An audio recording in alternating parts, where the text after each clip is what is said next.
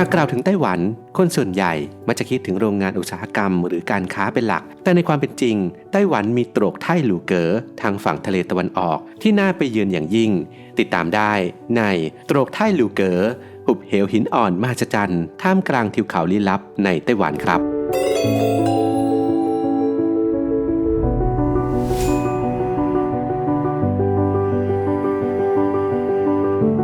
สนับสนุนโดยสถาบันมารุโชติโรงเรียนสอนการอาชีพเฉพาะทางอาชีพเรือสำราญและการโรงแรมเพียงคุณมุ่งมั่นเราพร้อมผลักดันสนใจติดต่อ0971597447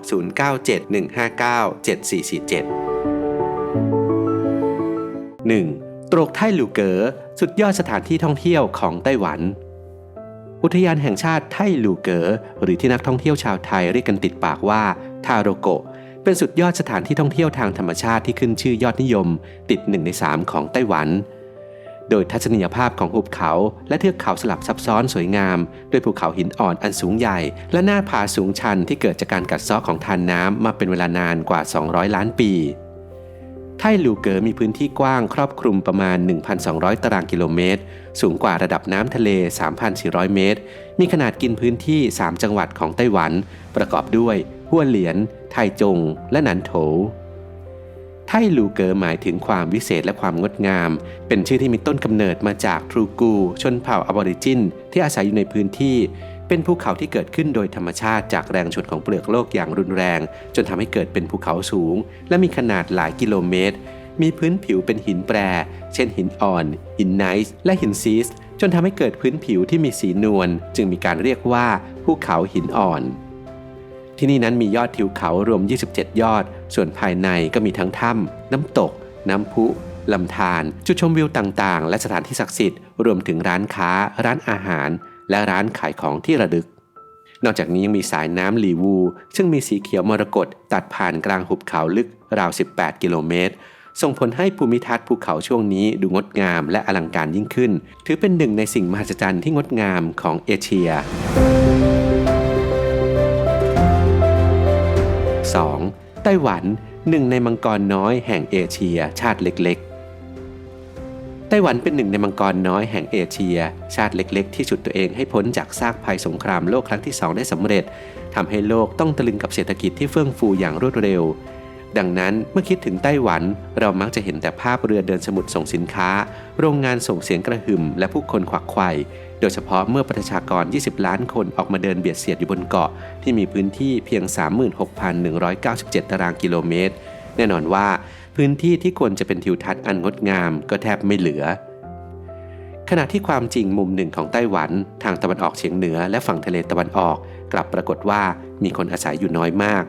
คนที่อาศัยอยู่ที่นี่เป็นคนพื้นเมืองของเกาะซึ่งอยู่มาเป็นพันปีก่อนชาวจีนจะมาถึงบริเวณนี้มักมีพายุไต้ฝุ่นมาเยือนพื้นที่ส่วนมากเป็นเทือกผาสูงชันจึงไม่เหมาะแก่การเพาะปลูกหรืออุตสาหกรรมขนาดใหญ่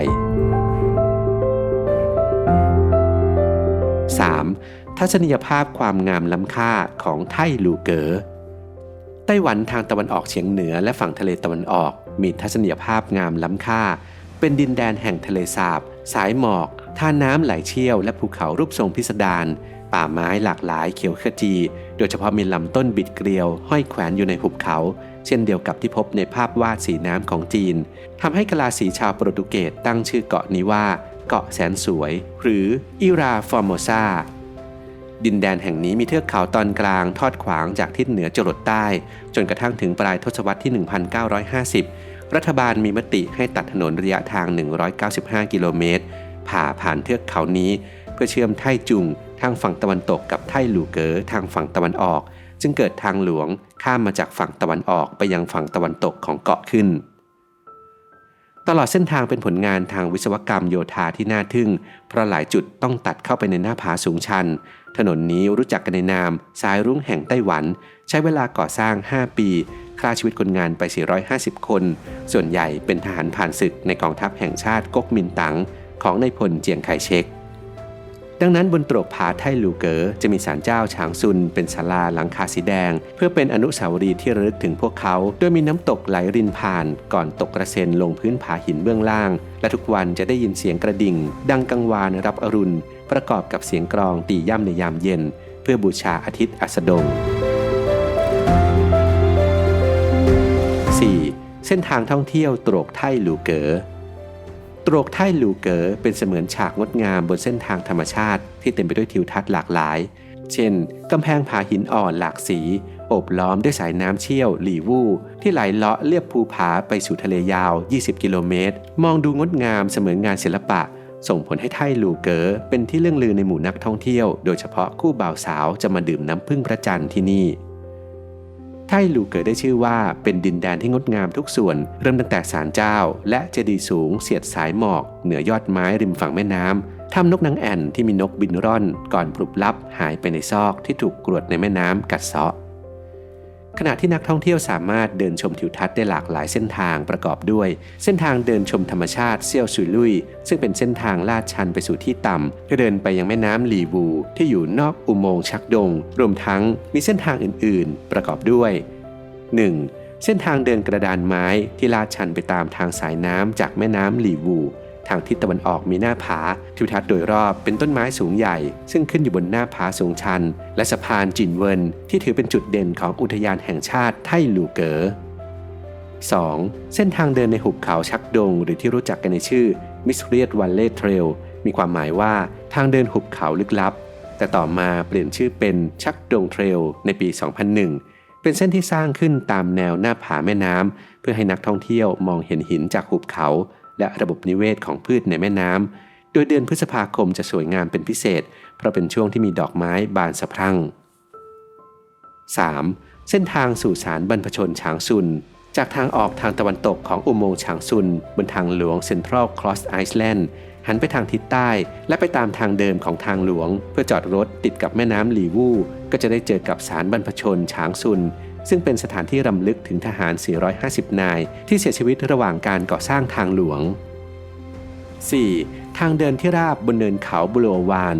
เส้นทางนี้อยู่ถัดจากอุโมงค์ฉางซุนและข้ามสะพานนิงแงนไป300เมตรก่อนถึงเขื่อนไซแปนเป็นที่ราบบนเนินเขาขนาดใหญ่เหมาะสำหรับการมาปิกนิกและพักผ่อนเป็นพื้นที่ที่มีผู้เข้าชมมากที่สุด 5. เส้นจุดชมวิวแยงสโคเพื่อชมวิวของอุทยานแห่งชาติไท่หลูเก๋อซึ่งอยู่ใกล้ส่วนกลางของอุทยานตั้งอยู่ถัดจากบุโรวาน 6. เส้นทางสะพานซิมูเมื่อออกจากเส้นทางอุโมงค์9โค้งหรือจิวกุดงก็จะได้เจอกับจุดถ่ายรูปที่สะพานเหล็กสีแดงหรือสะพานซิมูซึ่งประดับด้วยหินอ่อนรูปสิงโตตั้งโดดเด่นอยู่ที่หัวสะพานพื้นที่ศาลาเล็กๆทางด้านตะวันออกของสะพานสร้างขึ้นโดยอดีตประธานาธิบดีเจียงไคเชกเพื่อรำลึกถึงมารดา 7. เส้นทางโลชุยเดิมสร้างเป็นถนนสายหลักสำหรับการคมนาคมในยุคที่ถูกญี่ปุ่นยึดครองเป็นเส้นทางริมหน้าผาสามารถมองเห็นวิวแม่น้ำหลีวู่พร้อมทัศนียภาพเป็นหุบเขาและพืชหายาก 8. เส้นทางไบยังจุดเด่นคือน้ำตกไบยังสร้างขึ้นตั้งแต่ปี 1984 โดยมีส่วนทางเดินเป็นช่วงอุโมงค์ที่ค่อนข้างมืด 5. ตรวกทานทิวเขาและหน้าผาริมทะเล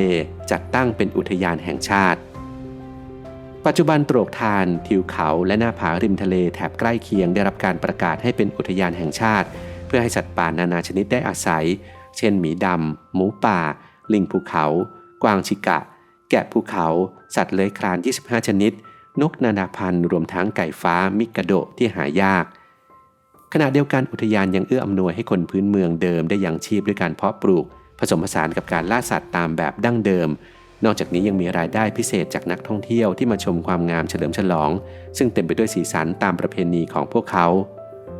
ส่วนเมืองหินอ่อนจะอยู่รอบเมืองฮัวเหลียนหรือฮวาเหลียนเมืองใหญ่ที่สุดทางฝั่งตะวันออกกล่าวกันว่าที่นี่อาจเป็นแห่งเดียวในโลกที่มีสนามบินหินอ่อนทางเดินเท้าปูหินอ่อนโบสถ์หินอ่อนโรงแรมต่างๆมีห้องน้ำหินอ่อนโต๊ะหินอ่อนหรือแม้แต่ตะกร้าใส่ผงก็ใช้หินอ่อนทุกสิ่งล้วนทำมาจากหินอ่อนโดยนักท่องเที่ยวอาจซื้อโคมไฟที่กั้นหนังสือหรือแจกันหินอ่อนกลับไปเป็นของที่ระลึก